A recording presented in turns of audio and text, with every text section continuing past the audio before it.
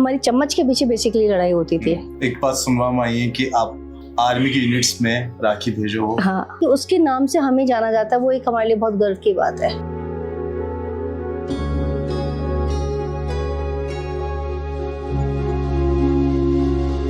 वो भी एक 52-53 साल का बुढ़ा दिख रहा होता, कहते यार आपके जो दो बेटे हैं ना, उनकी हुंडी अब भनवाना, मैं तो शहीद हो जाऊंगा और आपका नाम करके जाऊंगा। उसने एक बार एक लेटर में भी मुझे ये चीज लिखी थी कि अब मुझे लगता है कि मैं सही जगह पे आ गया हूँ। उसको पता था कि वो किस उद्देश्य से आया है। मैं मानती हूँ अमित नहीं है, बट उसके साथ साथ मुझे उसकी जगह खड़े होने के लिए और 100 लोग भी मेरे साथ में खड़े हैं। कई सारे अमित मेरे खड़े हो गए हैं।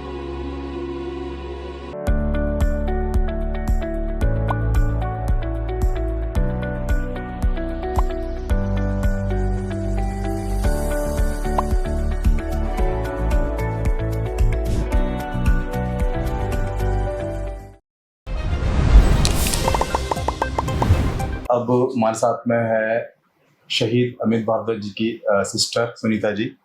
मैम, आपरे बीच में और अमित जी के बीच में कितनों एज डिफरेंस तो? 3 साल का। 3 साल। आप बड़ा हो? हाँ।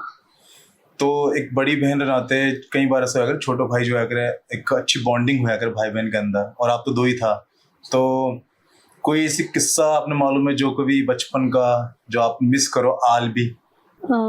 बचपन में हमारा जो होता था वो बेसिकली जैसे वो मैं बैठी हूँ, बाल खींच के चला गया, एंड मैं जब उसको उल्टा मारती थी तो वो चिल्लाता था, तो दादी उससे कि भाई क्यों तू भाई को क्यों मार रही है?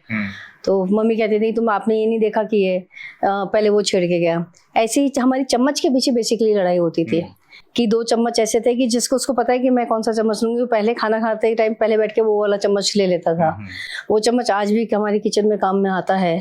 तो जब भी चम्मच हाथ में आता है तो कई बार वो चीजें ध्यान भी आती हैं। और जब उसके स्कूल में जाती थी एज अ गार्जियन, जब जाती थी, जब पापा बाहर पोस्टेड थे, तो उसमें भी यही था कि कर सकता है लेकिन करता नहीं है। तो दोस्तों के साथ में और सबके साथ में उसका बॉन्डिंग बहुत ज़्यादा अच्छा था। मेरी सिस्टर्स के यहाँ पे भी, कजन्स के यहाँ पे भी जाता था, तो ऐसा नहीं था कि कजन के सीधे पास चला गया। उनके इन लॉज से पहले बड़े बुजुर्गों से मिलता था, उनके घर में जितने बच्चे होते थे सबके लिए टॉफी लेके जाता था, ये भी नहीं कि बहन के बच्चों के लिए लेके गया। तो वो सारा उसका जो बॉन्डिंग जो था ना, वो सबसे था उसका।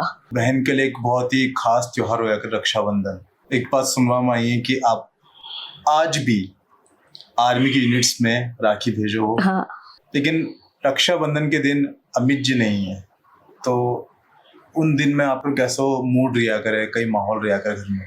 नहीं, माहौल जब अमित का जब लास्ट राइट्स हुए थे 15 जुलाई को, उसके 1 महीने बाद ही राखी थी।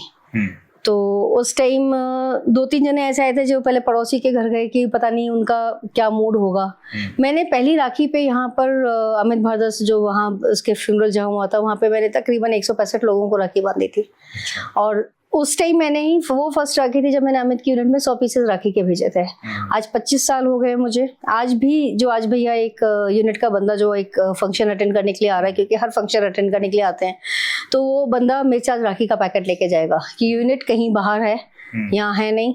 तो अगर चाहे वो यूनिट सियाचिन में रही हो, चाहे नागालैंड में रही हो, चाहे राजस्थान में हो, चाहे JNK में हो, कहीं पे भी रही हो, हमेशा यूनिट वाला भैया जो आता है, कोई ना कोई बंदा मेरे से आके यहाँ से राखियाँ कलेक्ट करके लेके जाता है। मैं मानती हूँ अमित नहीं है, बट उसके साथ साथ मुझे उसकी जगह खड़े होने के लिए और 100 लोग भी मेरे साथ में खड़े हैं। कई सारे अमित मेरे खड़े हो गए हैं। तो जयपुर की जनता का भी पूरा सपोर्ट है और फौज का भी पूरा सपोर्ट है। आज जो वे करके दिखाया है कि आज हमारे अलावा और भी बहुत सारे लोग आपसे मिलना चाह रहे हैं कि मैम एक बार बस बात हो जाए, तो इन चीज ना आप किन तरह से देखो? शुरू में जैसे मुझे लगता था कि मतलब नहीं है, उस चीज़ का एहसास डेफिनेटली वो अभी भी है कि नहीं है, लेकिन आज जब इंसान बीमारी से, एक्सीडेंट से यंग डेथ्स हो जाती हैं, कितनों के हार्ट अटैक्स के हम आए दिन सुनते हैं कि यंग एज में ये हो गया। अगर वो इतनी जिंदगी लिखवा के लेकर आया था, तो आज वो है कि उसके नाम से हमें जाना जाता है, वो एक हमारे लिए बहुत गर्व की बात है। कुछ ऐसी बात भी सुनवा में आई है, अंकल बता रहा था कि डायरी लिखवा बहुत शौक था, बहुत सारी चीजें लिखता था, तो कभी आप भी चुपके से कभी डायरी पढ़ी हो जब विन टाइम? नहीं, डायरी तो हमने जब उसका सामान आया उसके बाद में हमने उसकी डायरी देखी है। कुछ बातें जो आप पढ़ी हो जो व्यूवर्स देख रहा है मानो बता सको, कुछ बात ऐसी कुछ हो? जैसे उसने दशहरे पे लिखा था, उसने दिवाली पे लिखा, शिंगो नदी पे, जैसे दिवाली पे उसने लिखा था कि कर्तव्य पूर्ति का वास्ता मैंने अपने आप को दे रखा है और मैं सरहद पे बैठा हुआ हूँ। ये आज मेरी तीसरी दिवाली लगातार घर से दूर। लेकिन एक मन में एक बचपन, एक बालक है जो अपने माँ के हाथ की मिठाई खाने के लिए मचल जाता है, तो उसको वो सारा माहौल की वो पूजा की पावन घड़ी, वो आह्लादित करती खुशबू और जो लोगों का रात भर घूमना, लोगों से मिलना जुलना, तीज त्योहार पे बच्चों के साथ में मिलना, कि वो सब याद आ रहा है कि हम कितना बेफिक्र होकर हम घूमा करते थे। और कि माँ भी अगर दिए जलाती तो हर 3-4 दिए जलाने के बाद में उसका भी हाथ रुकता होगा। और पिताजी भी उसके लिए मतलब ऊपरी तौर पे वो उनको समझाते होंगे, तो खुद भी भावुक होते होंगे। तो एक ये है कि जितने भी फौजी हैं जो चले गए या जो अभी सरहद की रक्षा कर रहे हैं, वो अपना हर तीज त्योहार, अपना इवन घर की शादियां तक वो मिस करते हैं, क्योंकि कई बार उनको छुट्टियां नहीं मिलती हैं। तो उसमें ये है कि हम लोगों का यही कर्तव्य ये आता है कि भाई हम जब वो वहां पर हैं तो कम से कम निश्फिक्र होके, जब वो हमारी सेवा के लिए, हमारी जान की रक्षा के लिए वहाँ सरहद पर खड़े हैं, तो हम क्यों नहीं उनके परिवारों के लिए भी हम अपना योगदान दें। मैम, मैं भी एक आर्मी बैकग्राउंड से हूँ, फादर आर्मी में रहे हैं और पढ़ाई लिखाई भी आर्मी स्कूल में करी है।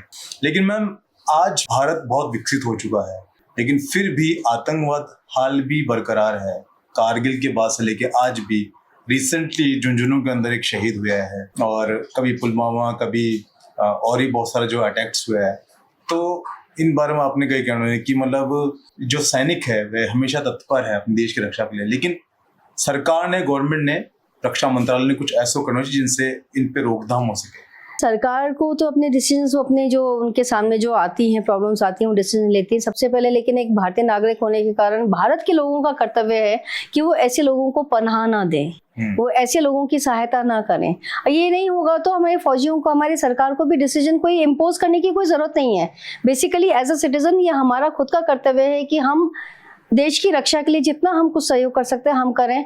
अगर हमारा खुद का जमीन एक जागृत होगा तो सरकार को हमें कुछ कहने की जरूरत क्या है।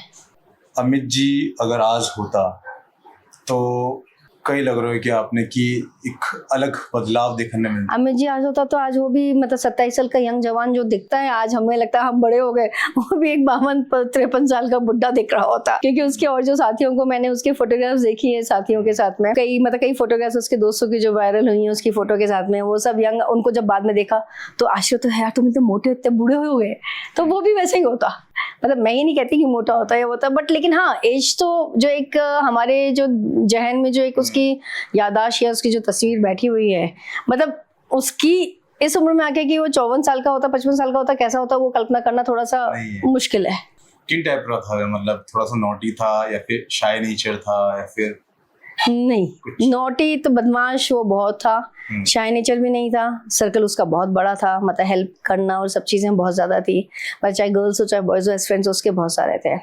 अब जैसे एक बार मेरी कज़न की शादी थी, तो उस शादी में उसको जो मेरी भाभी है उसकी बहनों ने छेड़खानी करने के चक्कर में उसमें चाय में मिर्ची डाल दी, नमक डाल दिया। अब उसने वो आराम से पी लिया, उसने मतलब कुछ भी चू भी नहीं किया। उसने मतलब ये था कि हाँ प्यार से लेकर आएंगे, कि प्यार से तुम लेकर आइए तो हम जहर भी पी लेंगे। तो वो वाला मतलब मस्त वाला उसका नेचर था, सेंस ऑफ ह्यूमर उसका बहुत अच्छा था, और बच्चों से सबसे उसका बहुत ज्यादा लगाव था। कभी कभी यूं लग रहा है ना कि आप कुछ कया करा कि सरस्वती जुबान पर लग रहा है, तो कभी कुछ ऐसी बात जो शायद आपने लगे कि हाँ अमित ये बात जरूर कहता तो और वह होगी है। अमित जैसे बुआ ने बोला कि तुम अकेले हो, बुआ मतलब भाई साहब के अकेले हो, तो हमें तो डर लगता है। कहते हैं यार आपके जो दो बेटे हैं ना, उनकी हुंडी अब भनवाना, मैं तो शहीद हो जाऊंगा और आपका नाम करके जाऊंगा। ऐसे एक ब्रदर के साथ में वो इंडिया गेट पे था, अब लास्ट बर्थडे 4 मार्च 99 में, तो उसने बोला संजू भैया मेरा नाम यहाँ लिखा होगा। अब जब उसने बोला संजू को, तो संजू ने कहा तो तू क्या पिछले जन्म की बात कर रहा है क्या, तो वर्ल्ड वॉर 2 के और 1947 के हैं। तो बोला नहीं संजू में मेरा नाम यहाँ लिखा होगा। तो किसने सोचा था कि उसके 2 महीने बाद में उसके वो जान न्यौछावर करेगा अपनी, और उसके 20 साल बाद में वहाँ पे एक वॉर मेमोरियल बनेगा जिसमें उसका नाम अंकित होगा। तो ये उसको जैसे डायरी में लिखता था, तो 3 बार जब वो बचा तो उसने डायरी में मेंशन किया था कि एक ताकत है जो मुझे मारना चाहती है, लेकिन एक और भी सुपर पावर है जो मुझे बचा रही है ताकि मैं कुछ बड़ा कर सकूं। तो ये चीजें इसके जहन में, मतलब लगता है कि ये उसको पता था कि वो किस उद्देश्य से आया है, क्योंकि उसने एक बार एक लेटर में भी मुझे ये चीज लिखी थी कि अब मुझे लगता है कि मैं सही जगह पे आ गया हूँ। क्योंकि जब वो यहाँ जॉब कर रहा था या अपने पढ़ रहा था तो उसको सेटिस्फाइड नहीं था अपने जॉब से, कर रहा था नो डाउट, बट एक जो होता है ना कि एक आत्मसंतुष्टि जो होती है वो चीज उसमें नहीं थी। कुछ लोग कि मैंने डेस्टिनी डिसाइडेड होया करे, मानी रोल किरदार सब कुछ पहले से फिक्स होया करे कि इन एज में आकर वे आर्मी में जायला, देश के लिए लड़ेला, शहीद होयाला। तो इन तरह की कठिन कठिन कहानी रही है। और आजकल का जो युवा है वो एक अलग ही दिशा में जा रहे हैं, मतलब बहुत सारा जो आप देख सकोगे इंटॉक्सिकेशन, नशा कर रहा है, कुछ और है। तो वे युवा अगर देख रहे हैं तो वहाँ ना आपके मैसेज देना चाहो। हम देश सेवा के लिए चाहे कुछ भी करें, उसके लिए जरूरी नहीं है कि हमें फौज में जाना है। आप डॉक्टर बन के, इंजीनियर बन के, या आप कोई सोशल वर्कर बन के, किसी भी फील्ड में हो, आप पुलिस में जाइए, IAS बनिए, RS बनिए, किसी भी फील्ड में जाइए, आप देश को अपना फर्स्ट प्रायोरिटी देके आप देश के लिए सेवा करेंगे तो आपका देश बहुत उन्नति करेगा। और हम भारत के पीछे जाने जाते हैं, भारत माता के पीछे जाने जाते हैं कि हाँ हम भारतवासी है, तो हम अपनी माँ को नीचा कैसे दिखा सकते हैं। तो फिलहाल के लिए ये थी यहाँ पर बीच में शहीद अमित भारद्वाज जी की सिस्टर सुनीता जी, जो कि कुछ बातें बता रही थी विस्तार से। फिलहाल के लिए धन्यवाद। मैं हूँ आपके बीच में आपका दोस्त दीपक झलको मीडिया पर। अगर आपने वो वीडियो अच्छा लग रहा है तो आप लाइक करो, शेयर करो, और कमेंट में एक बार जय हिंद और शहीद अमित भारद्वाज की जय बोल के कमेंट जरूर करो। धन्यवाद।